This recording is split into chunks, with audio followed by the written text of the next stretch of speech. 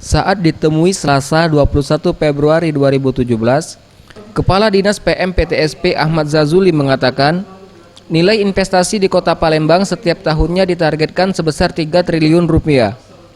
Namun di tahun 2016, nilai investasi melampaui target sebesar 6,5 triliun rupiah dari target yang ditetapkan sebesar 3,1 triliun rupiah. Sementara di tahun 2017, pihaknya targetkan investasi yang masuk sebesar 3,6 triliun rupiah dan investasi di bidang pariwisata di Kota Palembang masih jadi incaran para investor.